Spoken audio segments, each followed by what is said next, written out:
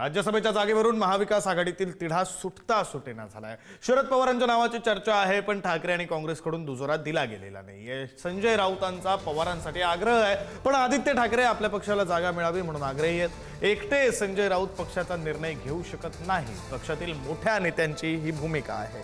विलीनीकरणाच्या चर्चेमुळे ठाकरे आणि काँग्रेसला पुढच्या भूमिकेबाबत संशय आहे, तर राज्यसभेबाबतचा निर्णय प्रदेश काँग्रेसने पक्षश्रेष्ठींवर सोपवलेला आहे।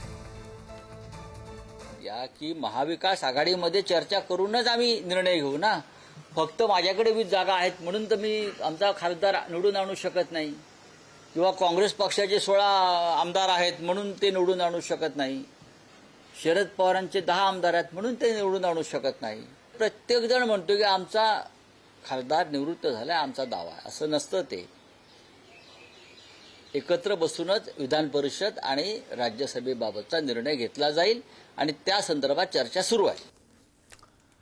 या संदर्भात बोलण्यासाठी आपल्या प्रतिनिधी शिल्पा नरवडे आपल्यासोबत जोडल्या गेलेल्या आहेत। शिल्पा, महाविकास आघाडीमध्ये मतमतांतर दिसते, त्यातही ठाकरेंच्या शिवसेनेतच 2 मतप्रवाह दिसत आहेत, असं विश्लेषण करायचं या सगळ्याचं?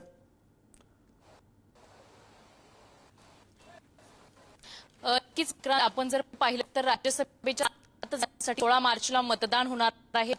या 7 जागांपैकी या निवडणुकीतील एका जागेवरून महाविकास आघाडीमध्ये रस्सीखेच असलेली पाहायला मिळते आणि ही जी रस्सीखेच आहे ती ठाकरेंची शिवसेना असेल, राष्ट्रवादी असेल आणि काँग्रेस असेल, ह्या तिघांमध्ये आपल्याला पाहायला मिळते।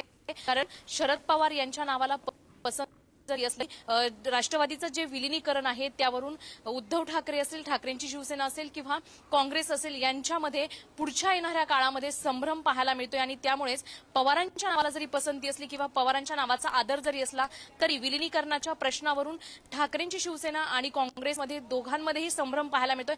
त्यामुळे ह्या आघाडीमध्ये सुरू असलेली पाहिजे। विशेष म्हणजे ठाकरे शिवसेनेकडून पुढे आले आहेत आणि संजय राऊत यांचा शरद पवार यांच्या नावाला पाठिंबा असल्याचा पाहायला मिळतोय। मात्र ठाकरेंच्या शिवसेनेमध्ये 2 मतप्रवाह पडलेले सध्या तरी पाहायला मिळत आहे। त्यामुळे आता राज्यसभेवर ज्या 7 जागा आहेत त्या 6 जागा निवडून येतील, मात्र एक जागा जी आहे खरं त्यामुळे महाविकास आघाडीमध्ये चर्चेअंती काय निर्णय होतो, मुळात तर एकमत होतं का आणि एकच उमेदवार दिला जातो का, हे सगळं पाहणं महत्त्वाचं असेल। शिल्पा, तुर्तास धन्यवाद दिलेल्या या सगळ्या माहितीसाठी।